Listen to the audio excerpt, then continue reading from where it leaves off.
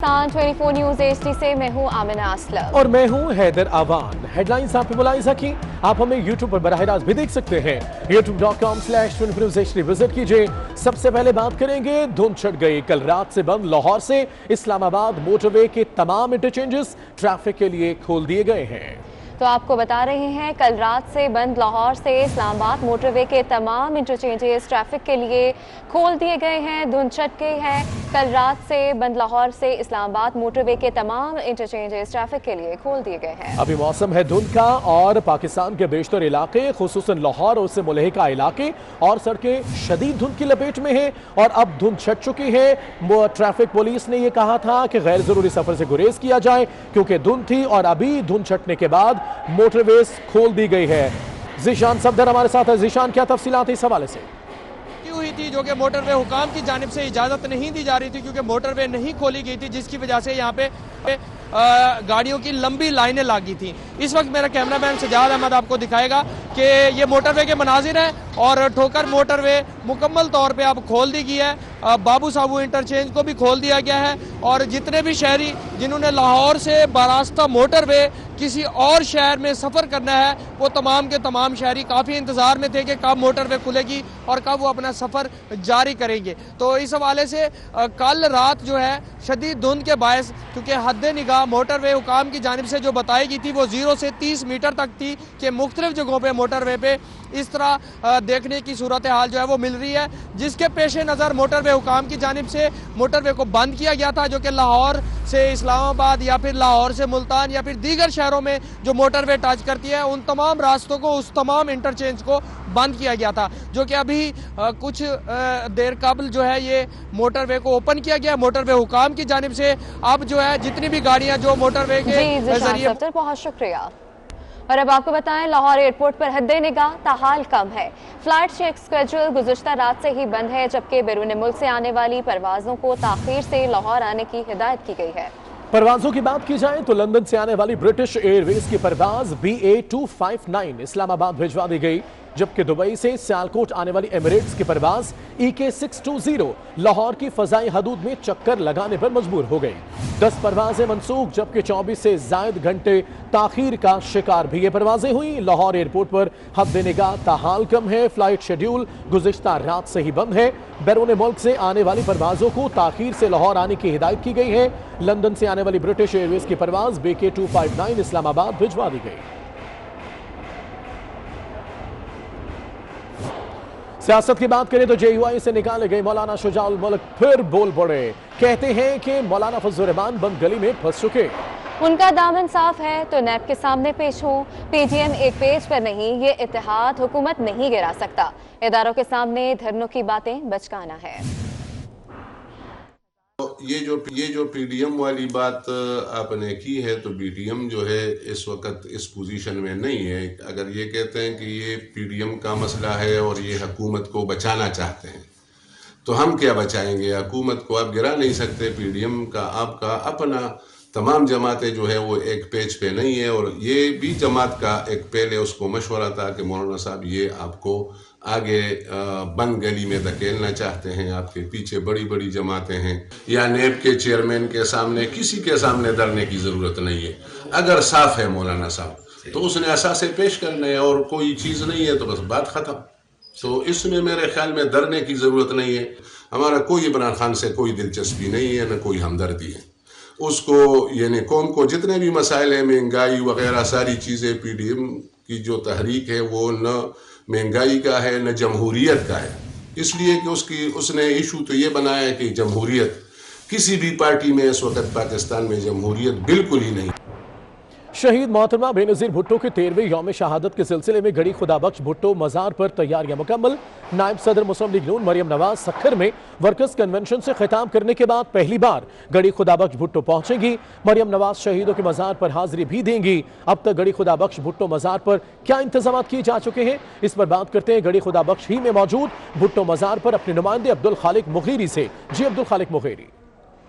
जी बिल्कुल, 27 दिसंबर शहीद मोहतरमा बेनज़ीर भुट्टो की कल 13वीं बरसी मनाई जा रही है। यहाँ पर गड़ी खुदाबख्श भुट्टो में जो कल सुबह के आगाज़ में यहाँ पर कुरान खानी का एहतमाम किया गया है और जिसके बाद जो है यहाँ पर मज़ार को आम जो लोगों के लिए, कारकुनों के लिए खोला जाएगा, जो यहाँ पर हाज़िरी देंगे। शहीद मोहतरमा बेनज़ीर भुट्टो की 13वीं बरसी के सिलसिले में जो न सिर्फ सिंध बल्कि पाकिस्तान भर से जो लोग हैं वो काफ़िलों की सूरत में इस वक्त जो है आना शुरू हो गए हैं, और यहाँ पर उनके लिए जो रिहायशी इंतज़ाम भी किए गए हैं, जो मुख्तलिफ जो है कैंप लगाए गए हैं अजला के, जो मुल्क भर से आने वाले जो कारकुनान हैं। जबकि जो सुबह के बाद जो हाज़िरी के बाद दोपहर के वक्त जो है जलसे का आगाज़ किया जाएगा, और दोपहर के बाद जो है शाम तक जो है ये जलसा जारी रहेगा, जहाँ पर पीपल्स पार्टी के चेयरमैन और PTM के रहनुमा जो है मरियम नवाज़, मौलाना फजल रहमान और दीगर जो रहनुमा हैं वो खिताब करेंगे। और खिताब के लिए सुनने के लिए जो कारकुनान हैं, इस बार पीपल्स पार्टी का दावा है कि लाखों जो कारकुनान हैं वो शिरकत करेंगे और बड़ा पावर शो होगा। जो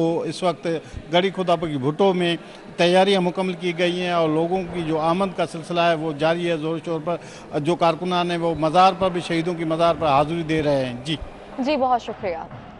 वज़ीर आला सिंध सैयद मुराद अली शाह गड़ी खुदा बख्श भुट्टो मज़ार पहुँच गए हैं। वज़ीर आला सिंध ने शहदा के मज़ार पर हाज़िरी भी दी। मीडिया से गुफ्तगू में मुराद अली शाह ने कहा है कि ज़िमनी इलेक्शन और सेनेट इलेक्शन में मैदान खाली नहीं छोड़ सकते। मैं लोगों की खिदमत के लिए बैठा हूँ, क्रिकेट खेलने नहीं। पीपल्स पार्टी के अरकान असम्बली ने इस्तीफ़े क़यादत को जमा करा दिए हैं। इसी पर मज़ीद तफसीलात अब्दुल खालिक मुगैरी से जान लेते हैं। तो आपको बता रहे हैं वज़ीर आला सिंध सैयद मुराद अली शाह गड़ी खुदा बख्श भुट्टो मज़ार पहुँच गए हैं। वज़ीर आला सिंध ने शहदा के मज़ार पर हाज़िरी भी दी है। मीडिया से गुफ्तगू में मुराद अली शाह ने कहा है कि ज़िमनी इलेक्शन और सेनेट इलेक्शन में मैदान खाली नहीं छोड़ सकते। पाक सरजमीन पार्टी के सरबराह मुस्तफ़ा कमाल का कहना है कि खालिद मकबूल आंखों में धूल झोंकने के लिए प्रेस कॉन्फ्रेंस करते हैं। लोगों ने आपको मरदमशुमारी ठीक कराने के लिए वोट दिए थे। MQM वज़रा कभी भी सीटें नहीं छोड़ेंगे। MQM वज़रा के ऑपोजिशन में जाने से हुकूमत गिर जाएगी। वो कराची में न्यूज़ कॉन्फ्रेंस कर रहे थे। रियासत के आदाद-ओ-शुमार कराची की आबादी को 1,40,00,000 लोग बता रहे हैं, जो कि आंखों में धूल झोंकने के बराबर है। कराची से PTI की 14 सीटें हैं और उसके बाद उनकी कोalition पार्टनर 7 सीटें लेकर MQM बैठी है। वहां पर MQM की हिस्ट्री पिछले 2, 2.5, 3 सालों में उन्होंने अपनी पूरी कैंपेन इस नाम पर चलाई है, और उसके सारी चीजों के बावजूद आज वजारतों के मजे लूटने के चक्कर में उस कमजोर तरीन वफाकी हुकूमत के सामने उन्होंने घुटने टेक दिए अपने वजारतों के मजे के लिए, और वहां पर सिर्फ अवाम को धूल की आंखों में धूल झोंकने के लिए एक एतराजी बयान लिखकर डाल दिया, जिससे आज तक पाकिस्तान में कभी भी किसी एतराजी बयान से कभी भी कोई काम रुका नहीं हो। नौशहरा में जमीन के मामले पर वजारत दिफा और वजारत रेलवे में ठन गई। वजारत रेलवे ने मामला वजीर आजम के सामने रख दिया। नौशहरा में 10 केनाल के करीब अराजी पर बुलंद मंजिला इमारत तामीर होगी या नहीं, फैसला विफाकी काबीना करेगी। नौशहरा में जमीन के मामले पर वजारत दिफा और वजारत रेलवे में ठन गई। वजारत रेलवे ने मामला वजीर आजम के सामने रख दिया। नौशहरा में 10 केनाल के करीब अराजी पर बुलंद मंजिला इमारत तामीर होगी या नहीं, फैसला विफाकी काबीना करेगी। तामीर का यह मामला नौशहरा में जमीन के मामले वजारत दिफा और वजारत रेलवे में ठन गई। कराची की बंदरगाह पर माल बरदार गाड़ियों की लंबी लाइनें लग गई। दरामदी गंदम, सोयाबीन और दीगर माल की गाड़ियां क्लियरेंस के इंतजार में खड़ी हैं। अशरफ खान हमारे साथ हैं, उनसे बात करेंगे। अशरफ, आखिर इन गाड़ियों के खड़े होने की वजह क्या है? जी, देखा जाए तो कराची बंदरगाह पे गुज़िश्ता 2 रोज से शदीद ट्रैफिक जैम हुआ हुआ है, जिसकी वजह ये बताई जा रही है कि जो माल आया था बल्क कार्गो, जिसमें गंदुम है, सीमेंट है और दीगर अजनास है, वो माल बरदार गाड़ियों पे लोड होके जो है क्लियरिंग के लिए खड़ा हुआ है, और क्लियरिंग होने में ताखीर हो रही है, जिसकी वजह से जो दरामदी और बरामदी जो कंटेनर्स आते जाते हैं पोर्ट पे, वो अंदर आने जाने में मुश्किलात का सामना है। इसके साथ साथ जो दरामद कुनंदगान है, उनका कहना है कि ये तमाम सप्लाई अजनास की मुल्क भर में होनी थी, वो ताखीर होगी, जिसमें मुश्किलात होंगी। इसकी वजह से उन्होंने फौरी तौर पर मुतालबा किया कि टर्मिनल पे माल फौरी तौर पर क्लियर कराए, क्योंकि आगे जो है मजीद जो माल आएगा उसकी क्लियरिंग करने में मजीद ताखीर हो सकती है। ठीक है, तफसीलात के लिए बहुत शुक्रिया आपका।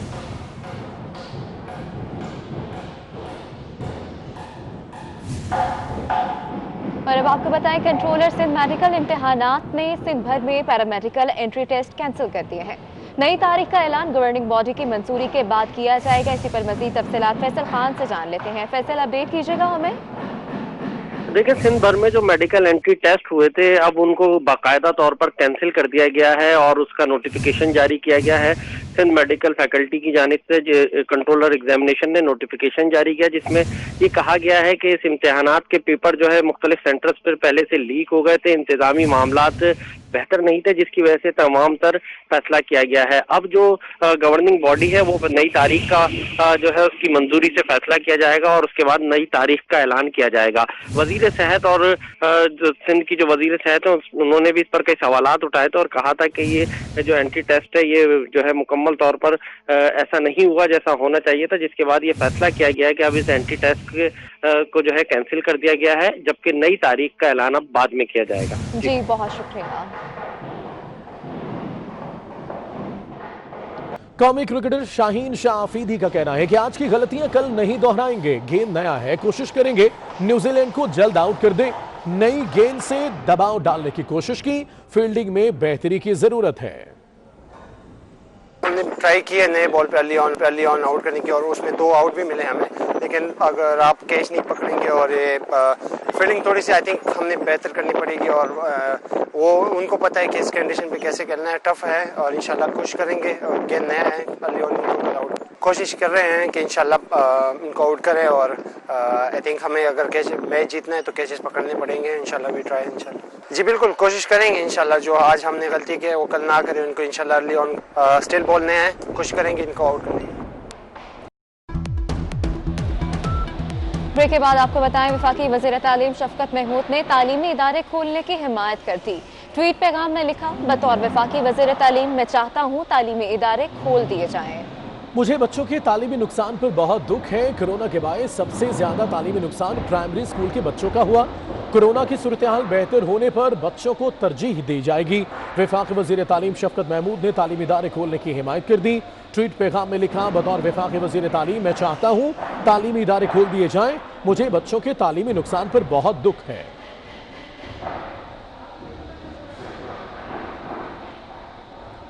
मौलाना फजलुर रहमान बेनज़ीर भुट्टो शहीद की बरसी के मौके पर जलसे में शरीक नहीं होंगे। मौलाना अब्दुल गफूर हैदरी की क़यादत में वफ़द गढ़ी खुदा बख्श जाएगा। इसी पर मज़ीद तफसीलात उस्मान खान से जान लेते हैं। उस्मान, बताइएगा क्या रीज़न बताया जा रहा है कि मौलाना शिरकत नहीं कर पाएंगे? जी बिल्कुल, मोहतरमा शहीद बेनज़ीर भुट्टो की बरसी है 27 को, जिस हवाले से लाड़काना में एक बड़े जलसे का भी इनेकाद किया गया है, जिसमें तमाम तर जमातों के कायदीन को मदऊ किया गया था। मगर जमीयत उलमा इस्लाम के सरबराह और PDM के सरबराह मौलाना फजलुर रहमान इस जलसे में शरीक नहीं होंगे। उन्होंने गुज़िश्ता रोज JUI ने अपना एक वफ्द का ऐलान किया था जो मौलाना अब्दुल गफूर हैदरी की क़यादत में लाड़काना जाएगा और उस जलसे में शरीक होगा। जबकि मौलाना फजलुर रहमान की जानिब से जो ज़राए हमें बता रहे हैं कि वो अपनी कुछ निजी मसरूफियात ऐसी हैं जो पहले से शेड्यूल थी, उस बाइस वो शरीक नहीं होंगे। मौलाना फजलुर रहमान इस वक्त जो है वो अपने आबाई घर डेरा इस्माइल खान में मौजूद है, जिसकी वजह से उनकी जानिब से उनकी पार्टी का वफ्द वहाँ पर शरीक होगा। जी बहुत शुक्रिया। और अब आपको बताएं, आज से पीर तक मुल्क के कई इलाकों में बारिश और पहाड़ों पर बर्फबारी की पेशगोई की गई है। इसी पर मजीद तफसीलात सबा वजीर से जान लेते हैं। सबा, बताइएगा कहाँ बारिश और कहाँ बर्फबारी होगी? जी बिल्कुल, मुल्क में आज से सर्दी की शिद्दत में इजाफा हो जाएगा, क्योंकि मगरबी हवाओं का सिलसिला आज से पाकिस्तान में दाखिल होगा, जिसके बाद मुल्क भर में बारिशों का एक नया सिलसिला जो है वो शुरू हो जाएगा और सर्दी में इजाफा हो जाएगा। महकमा मौसमियात का ये कहना है कि आज से जो मगरबी हवाओं का सिलसिला पाकिस्तान में दाखिल होगा और सबसे पहले बलूचिस्तान में ये हवाओं का सिलसिला दाखिल होगा और उसके बाद आहिस्ता आहिस्ता सिंध और फिर पंजाब की तरफ ये सिलसिला बढ़ता जाएगा और कल तक पूरा पाकिस्तान जो है कहीं कहीं बादल होंगे और कहीं कहीं धूप होगी और कल से ही मुल्क में नए बारिशों का जो सिलसिला है वो शुरू हो जाएगा और उसके साथ सर्दी में इजाफा हो जाएगा। बलूचिस्तान में बर्फ़बारी का इम्कान है, जबकि पंजाब का जिक्र करें तो पंजाब के मुख्तलिफ इलाकों में हल्की और तेज़ बारिश का इम्कान है। लाहौर, फैसलाबाद, मुल्तान, लिया, भक्कर और मुख्तलिफ इलाकों में धुंध छाए रहने का इम्कान है और बारिश के बाद पंजाब में सर्दी का जो सिलसिला है उसमें भी इजाफा होगा। बात करें इस्लामाबाद की तो महकमा मौसमियात का ये कहना है कि इस्लामाबाद में भी कल से बारिशों का नया सिलसिला जो है वो शुरू हो जाएगा और मुख्तलिफ मकामात पर कहीं तेज़ तो कहीं हल्की बारिश जो है वो होगी। उसके साथ अगर बालाई इलाकों या कश्मीर, गिलगित, सवात और मरी का जिक्र करें तो वहाँ पर भी बर्फ़बारी का इम्कान है और जिसके बाद सर्दी में इजाफा हो जाएगा। और महकमा मौसमियात का ये भी कहना है कि हालिया बारिशों का सिलसिला आइंदा चंद रोज़ तक जारी रहेगा। जी सबा, बहुत शुक्रिया। हमें मीडिया से बात कर रही हैं। मुझे आज बड़ी खुशी है कि मैं बीबी शहीद के पास जा रही हूँ उनकी बरसी के ऊपर, और उनकी जो जमहूरियत के लिए जिद्दोजहद थी, उन्होंने जान दी इस मुल्क के लिए और बहादुरी से दी। तो मेरे लिए बड़ा फ़ख्र का भी मकाम है कि आज मुझे वहाँ उनकी बरसी पे शामिल होने का मौका मिल रहा है। और मैं ये समझती हूँ कि मियाँ साहब ने और बीबी शहीद ने जो चार्टर ऑफ डेमोक्रेसी इस मुल्क को दिया था, जिसके बाद पाकिस्तान की तारीख तब्दील हो गई थी, पाकिस्तान की जो हिस्ट्री है उसके अंदर एक बहुत बड़ा लैंडमार्क था वो, तो उसको मैं और बिलावल और तमाम पॉलिटिकल पार्टीज़ जो है उसको लेके आगे बढ़ेंगे, इंशाअल्लाह ताला उसको स्ट्रेंथन करेंगे। मैं ये भी समझती हूँ कि इसकी बहुत ज़रूरत है पाकिस्तान के अंदर, क्योंकि पाकिस्तान के अंदर ये जो डिवाइड है ये बहुत बढ़ गई है और पाकिस्तान को इस वक्त इत्तेहाद और यकजहती की ज़रूरत है। हम सब पार्टीज़ डिफरेंट हैं, पीपल्स पार्टी हो या हम हो या कोई पीडीएम में शामिल जितनी भी जमातें हैं, उन सब के अलग अलग मंशूर हैं, उन सब के अलग अलग आइडियोलॉजीज़ हैं, उन सब के अलग अलग बिलीव्स हैं, लेकिन कुछ चीज़ें ऐसी हैं पाकिस्तान की खातिर जिस पे हम सब इकट्ठे हैं। और दूसरी आपने क्या सवाल किया था? ये बता दें कि जो ट्रैक डायलॉग जो होने जा रहे हैं, उस मोहम्मद अली दुरानी ने मुलाकात की है, ये किसके कहने पर गए हैं मुज़ाकरात करने के लिए? शहबाज शरीफ से आपसे नहीं किए, जेल में जाके मुलाकात की है, तो आप समझती है कि क्या पीर पगाड़ा सीरियसनेस दिखा रहे हैं या कोई और मुज़ाकरात करना चाह रहे हैं? देखिए मेरी बात सुने, ये सिर्फ इस विजिट से नहीं, इससे पहले भी हमें कई पैगामात मौसूल होते रहे हैं हुकूमती वज़रा की जानिब से भी। जब उनको जवाब नहीं दिया गया तो फिर और लोगों को भेजा जा रहा है। लेकिन मैं ये समझती हूँ कि मियाँ साहब ने एक बहुत अटल फैसला कर लिया है और उसके अंदर मौलाना फजलुर रहमान साहब जो हैं वो भी इस चीज़ पे बिल्कुल क्लियर हैं और पीडीएम में शामिल सारी जमातें इस चीज़ पे क्लियर हैं कि कोई मुज़ाकरात इस जाली हुकूमत से नहीं होंगे। और ये जो मुज़ाकरात की कोशिश है ना, ये एनआरओ मांग रहे हैं पीडीएम से, जो इंशाअल्लाह ताला इनको नहीं मिलेगा। और ये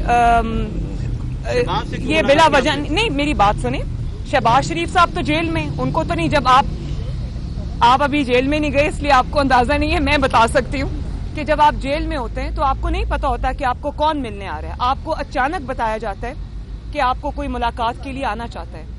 आप उस वक्त इनकार करने की पोजीशन में इसलिए नहीं होते कि आपको ये नहीं पता कि जो आ रहा है वो क्या कहने आ रहा है, क्या बात लेके आ रहा है। तो ये बात बड़ी एक आई ओपनर है कि जहां खानदान को मिलने की इजाज़त नहीं दी जाती, वहां इस तरह की शख्सियात बिल्कुल बगैर किसी इशू के या बगैर किसी रुकावट के वो कोट लखपत जेल जाके मिल भी लेते हैं और उनके लिए रास्ते भी खुल जाते हैं। तो इससे बहुत चीजें वाज़े हो जाती हैं। अच्छा, एक तरफ मरदमशुमारी का हुकूमत ने ऐलान किया और सिंध में आप जा भी रही हैं, कराची की जो बड़ी जमातें हैं, पीएसपी भी, एमक्यूएम भी, उसमें तहफ़्फ़ुज़ात का इज़हार कर रही है कि कराची की ही अगर हम बात करें मरदमशुमारी में उनके अफराद को कम से कम 1.5 करोड़ से ज़्यादा कम दिखाया गया है। क्या हुकूमत, एक तरफ आप लोग तो प्रेशर डाल रहे हैं, लेकिन क्या आप समझ नहीं है कि हुकूमत जो है उन्होंने धांधली का आगाज 2020 के आखिर में ही शुरू कर दिया मरदमशुमारी को लेकर, और आपकी जमात भी क्या मरदमशुमारी की जो अभी कराई गई है इसे तस्लीम करती है?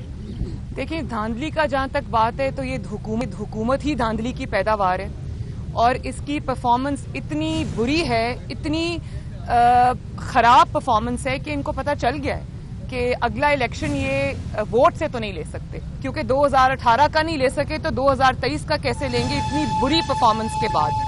तो ये जितनी भी कोशिशें ये कर लें, इंशाअल्लाह ताला ये नाकाम होंगे और इस हुकूमत को अब घर जाना पड़ेगा। ये इलेक्शन सेनेट के आगे कर लें, पीछे कर लें, शो ऑफ हैंड्स कर लें, खुफिया कर लें, जिस तरह भी कर लें। और आप ये देखें कि कैबिनेट की मीटिंग हो रही होती है, तर्जुमानों का इजलास हो रहा होता है और वो जाली सिलेक्टेड वजीर आजम खुद उसको चेयर कर रहा होता है। मुल्क में महंगाई किधर चली गई है, मुल्क के इतने बड़े बड़े मसाइल हैं, कोई चीज भी मुल्क की ठीक नहीं जा रही, बहरान में मुल्क आया हुआ है, और वो क्या स्टेटमेंट्स इशू कर रहे हैं। डिस्कशन वहां पे क्या हो रही है कि क्योंकि जी पीडीएम जो है वो बिलावल नहीं आया मर्दान में तो हो पीडीएम में दरार पड़ गई, अब मरियम कहीं नहीं जाएगी तो हो पीडीएम में दरार पड़ गई। मुझे तो सीरियसली मुझे उनकी इस वक्त रहम आता है ज़हनी हालत पे, जो अपनी पूरी नजरें पीडीएम पे लगा के बैठे हुए हैं कि फलां लीडर वहां नहीं पहुंचा तो उम्मीद लगा के बैठ गए कि शायद दरार पड़ गई हो। तो ये तो एक शिकस्त खोर्दा आदमी की जहनीत की निशानी है जिसको पता है कि मैं जा रहा हूँ। अच्छा मरियम, ये बताइएगा कि कुछ कुव्वतें हैं जो फिर से कोशिश कर रही है, कई बार नाकाम हो चुकी है कि शहबाज शरीफ साहब को मियां साहब से अलग किया जाए, एक ये मुलाकात उसकी कोशिश हो सकती है। दूसरी ये बात है कि मौलाना, एक मिनट पहले एक बात कर लें, देखें ये बात हिस्ट्री से साबित भी है, ये बात आज के दौर में भी साबित हुई है कि शहबाज शरीफ साहब जो हैं वो अपने भाई के बहुत वफादार हैं, अपनी पार्टी के साथ वफादार हैं, और अगर वो वफादार ना होते तो इस नालायक को वज़ीर आज़म बनाने की ज़रूरत ना पड़ती, आज वो वज़ीर आज़म होते। अगर वो धोखा दे सकते हैं, वो अपने भाई के साथ लॉयल हैं, अपनी पार्टी के साथ लॉयल हैं, और उन्होंने सारी ऐसी ऑफर्स को ठुकराया जिसका सबूत ये है कि आज वो अपने बेटे समेत जेल भुगत रहे हैं। अच्छा मैडम, ये बता दीजिएगा कि आर्या बिल्कुल थी, आपने आर्या पार की बात बिल्कुल थी, हाँ आर्या पार की बात की थी, आप किस तारीख तक देख रही हैं, इस कौन सा महीना? बहुत जल्दी इंशाल्लाह, बहुत जल्दी इंशाल्लाह। दो एमएनएस के इस्तीफे आए हैं, आप उन्होंने ही माजरत की है कि हमने स्पीकर को जमा नहीं करवाए, तो यहाँ पे आपकी पार्टी के कई लोग दस्तबरदार हो रहे हैं स्पीकर को। एक सेकंड, नहीं कोई दस्तबरदार नहीं हो रहा। मुर्तज़ा जावेद अब्बासी साहब और सजाद अवान साहब, उनसे तो कोई गुमान कर भी नहीं सकता कि वो कहीं दस्तबरदार होंगे। वो सबसे पहले लोग थे जिन्होंने अपने इस्तीफे जमा कराए। मुझे वो खुद ये हैरान है कि उनके इस्तीफे वहाँ तक कैसे पहुँचे। हाउ एवर ये कोई ऐसी बात नहीं है। आप ये देखें कि ये भी उस दिन बात हो रही थी काबीना के इजलास में और तर्जुमानों के इजलास में कि इनके लोग अब पीछे हट रहे हैं। जब इस्तीफे देंगे तो सब पता चल जाएगा। बात सिर्फ इतनी है कि 31 दिसंबर तक पार्टी का हुक्म है कि अपने जो इस्तीफे हैं वो पार्टी क़यादत को जमा कराएं। तो पार्टी क़यादत जो है वो जब फैसला करेगी, जब डेट अनाउंस करेगी पीडीएम के फलां डेट को जो है वो रेजिग्नेशन स्पीकर को सबमिट करें, तो वो पार्टी खुद करेगी। अभी तक 31 तक इस्तीफे जो हैं वो क़यादत के पास जमा कराने हैं। और ये भी मैं बता दूं, जो लोग इस चीज़ से भी उम्मीद लगा के बैठे हुए थे, 160 जो हमारे एमपीएज हैं उसमें से 159 इस्तीफे मुझे मौसूल हो गए, और एक इस्तीफ़ा इसलिए नहीं आया, वो खातून वेंटिलेटर पे। और इसी तरह नेशनल असेंबली के भी 95% इस्तीफे मुझे मौसूल हो गए।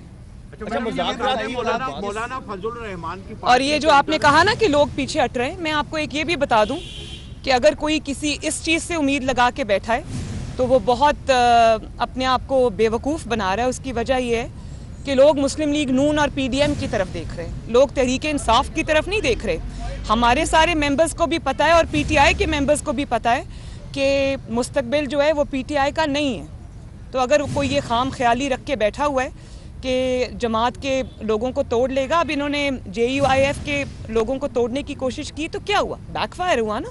2-3 लोग आप कहीं से खड़े कर दें और वो पार्टी की आदत के खिलाफ बयानात अचानक देना शुरू कर दें, तो अवाम इतनी बेवकूफ़ नहीं है। लोगों में बहुत ज़्यादा शऊर आ गया है और लोगों को ये पता होता है कि पुराने कोई जो डिसिडेंट्स होते हैं, आप उनको अचानक अगर खड़ा कर दें और उनको मेन स्ट्रीम मीडिया भी कवरेज देना शुरू कर दे, अचानक जिनका नाम लोगों ने नहीं सुना होता उनको आप मेन स्ट्रीम मीडिया पे लाकर आप उनको कवरेज देना शुरू कर दें, और वो क़यादत के ख़िलाफ़ ये कहा, क़यादत के ख़िलाफ़ वो कहा, तो लोगों को सब समझ आती है। ऐसी चीज़ें चलेंगी नहीं जो गैर महसूस किरदारों की बात हो रही है बार बार। आपको नजर आ रहे हैं गैर महसूस किरदार, और पीडीएम का मुस्तकबिल क्या देख रही है?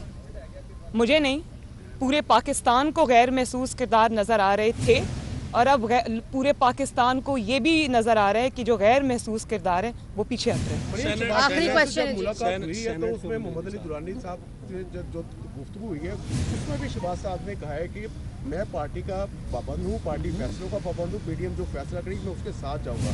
तो क्या ज़िमनी इलेक्शन के हवाले से भी कोई ऐसी बातचीत चल रही है कि ज़िमनी इलेक्शन में आप हिस्सा लेंगे या सेनेट इलेक्शन में? देखें, बिल्कुल एक डिबेट हो रही है। पार्टी में दो किस्म की राय है। ओवरवेलमिंग राय पार्टी में ये है कि पार्टी को इलेक्शंस में हिस्सा नहीं लेना चाहिए। कि हुकूमत अगर जा रही है तो हम अपनी 1-2 सीट्स कुर्बान कर सकते हैं, उसका इशू नहीं है, लेकिन हतमी फैसला अब पीडीएम करेगी। अगर पीडीएम मौलाना फजलुर रहमान साहब की सरबराही में ये फैसला करती है कि हम इलेक्शंस नहीं लड़ेंगे तो हम नहीं लड़ेंगे। अगर क़यादत बैठ के ये फैसला करती है कि इलेक्शंस में जाना चाहिए तो फिर ऑब्वियसली उसको फॉलो किया जाएगा। ये कब होगा फैसला? दोनों में जाएंगे। ये फैसला कब तक मतलब है? ये इंशाल्लाह ताला अराउंड 2-3 जनवरी ये फैसला हो जाएगा। ठीक है, थैंक यू जी। जी इंशाल्लाह, थैंक यू। ब्रेक के बाद आपको बताएं, मुस्लिम लीग नून के सेनेटर मुशाहिदुल्लाह की तबीयत नासाज हो गई है। मुशाहिदुल्लाह को इस्लामाबाद के निजी अस्पताल मुंतकिल कर दिया गया है। मुस्लिम लीग नून के सेनेटर मुशाहिदुल्लाह की तबीयत नासाज हो गई है। मुशाहिदुल्लाह को इस्लामाबाद के निजी अस्पताल मुंतकिल कर दिया गया है। मुस्लिम लीग नून के सेनेटर मुशाहिदुल्लाह की तबीयत नासाज हो गई। अभी बात करेंगे अवैस कियानी से। अवैस बताएगा क्या हुआ मुशाहिदुल्लाह को, और अभी हॉस्पिटल में है, डॉक्टर्स का क्या कहना है इस हवाले से? कियानी से राब्ता मुनक़ता हो गया है, दोबारा बहाल करते हैं। मुस्लिम लीग नून के सेनेटर हैं मुशाहिदुल्लाह की तबीयत नासाज हो गई है। मुशाहिदुल्लाह को इस्लामाबाद के निजी अस्पताल मुंतकिल कर दिया गया है, जहां उनका इलाज मुआवजा जारी है। मुस्लिम लीग नून के सेनेटर मुशाहिदुल्लाह की तबीयत बिगड़ गई। मुशाहिदुल्लाह को इस्लामाबाद के निजी अस्पताल में मुंतकिल कर दिया गया है और उनका इलाज मुआवजा जारी है। मुस्लिम लीग नून के सेनेटर मुशाहिदुल्लाह, जिनकी तबीयत नासाज हो गई, मुशाहिदुल्लाह को इस्लामाबाद के निजी अस्पताल मुंतकिल कर दिया गया। इस वक्त वो निजी हॉस्पिटल में एडमिट है। अवैस कियानी बताएगा मुशाहिदुल्लाह की तबीयत से मुतल्लिक। बिल्कुल, सेनेटर जो मुशाहिदुल्लाह हैं उनकी तबीयत नासाज है और वो हॉस्पिटल में इस वक्त ज़ेरे इलाज है।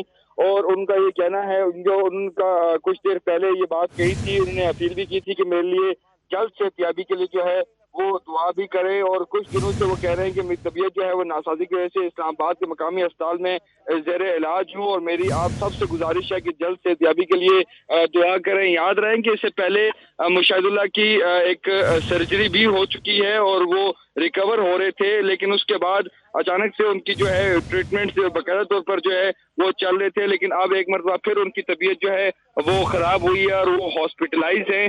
और उन्होंने तमाम जो अपनी दुआओं की अपील भी की गई है। अवैस कियानी, बहुत शुक्रिया तफसीलात के लिए। बढ़ती कीमतों की अगर बात करें तो कराची होलसेल बाजार में चीनी की कीमत, चीनी की 100 किलो की बोरी 300 रुपए महंगी होकर 7,700 रुपए की हो गई है। नुमाइंदा 24 न्यूज अशरफ खान हमारे साथ है। अशरफ खान बताएगा चीनी की कीमत कहां तक पहुंच चुकी?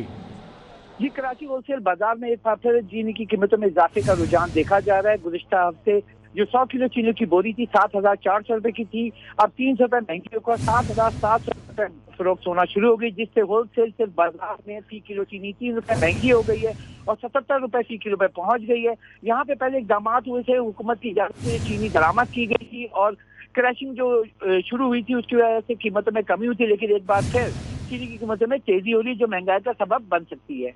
अशरफ खान, बहुत शुक्रिया तफसीलात।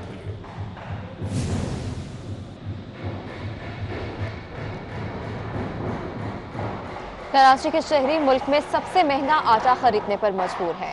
अदारा शुमारियात के मुताबिक कराची में 20 किलो आटे का थैला 1,340 रुपए तक फरोख्त किया जा रहा है। एक हफ्ते में पेशावर में आटे का 20 किलो का थैला 130 रुपए तक महंगा हुआ है। मजीद तफसीलात वकास अजीम से जान लेते हैं। वकास, अपडेट कीजिएगा। जी, वफाकी इदारा शुमारियात का कहना है कि कराची के शहरी सबसे ज्यादा महंगा आटा खरीदने पर मजबूर हैं और कराची में 20 किलो आटे के थैले की कीमत इस वक्त 1,340 रुपए तक पहुंच चुकी है। एक हफ्ते में पेशावर में आटे का 20 किलो का थैला 130 रुपए महंगा हुआ है और पेशावर में आटे के थैले की कीमत 1,330 रुपए। इसी तरह सक्खर में आटे का थैला 80 रुपए महंगा हुआ है और कीमत 1,200 रुपए तक पहुंच चुकी है, जबकि कोयटा में आटे का थैला 15 रुपए महंगा हुआ है और इसकी जो कीमत है वो 1,265 रुपए तक पहुंच चुकी है। फैजाबाद में आटे के थैले की कीमत 1,240 है और बन्नू में 1,150, जबकि खुलदार में 1,200 रुपए तक फरोख्त किया जा रहा है और मुल्तान में भी इसकी कीमत 1,200 रुपए तक है। इसी तरह रावलपिंडी और इस्लामाबाद में 870 और 860 रुपए का थैला फरोख्त किया जा रहा है। जी, बहुत शुक्रिया।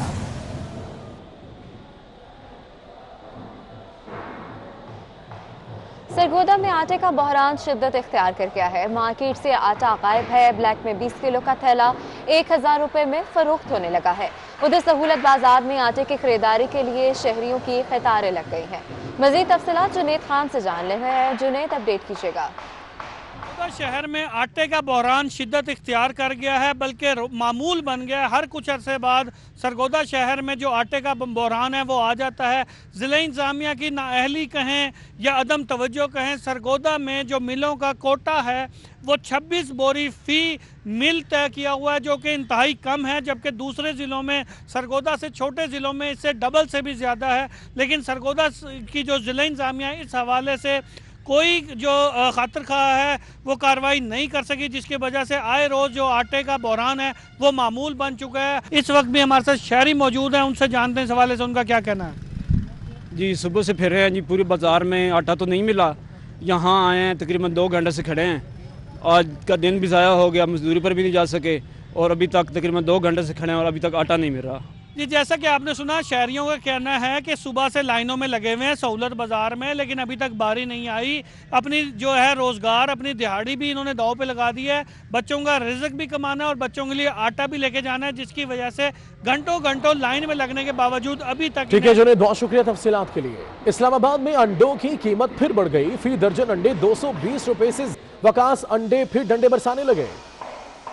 जी, मौसम सरमा के दौरान अंडों की जो कीमतें हैं उसमें मुसलसल इजाफा हो रहा है। गुज़िश्ता एक हफ्ते के दौरान हमने देखा है कि वफाकी दारुल हुकूमत इस्लामाबाद में अंडों की कीमतों में तकरीबन 10 से 15 रुपये फ़ी दर्जन तक इजाफा रिकॉर्ड किया गया है। इस वक्त इस्लामाबाद में अंडों की जो कीमत है वो 220, 230 और यहाँ तक के 240 रुपये फ़ी दर्जन तक भी पहुँच चुकी है, जिसकी वजह से शहरियों को बहुत ज़्यादा परेशानी का सामना करना पड़ रहा है, क्योंकि मौसम सरमा के दौरान जो अंडों की तलब है वो बहुत ज़्यादा बढ़ जाती है। इस वक्त इस्लामाबाद के शहरी हमारे साथ मौजूद हैं, हम इनसे पूछते हैं। जी, इस टाइम तो इस तो पहले तो खैर कोई भी नहीं आया किसी मौजू पे भी, मसलन आटा, चीनी, दालें, चावल, सब्ज़ी, अंडे।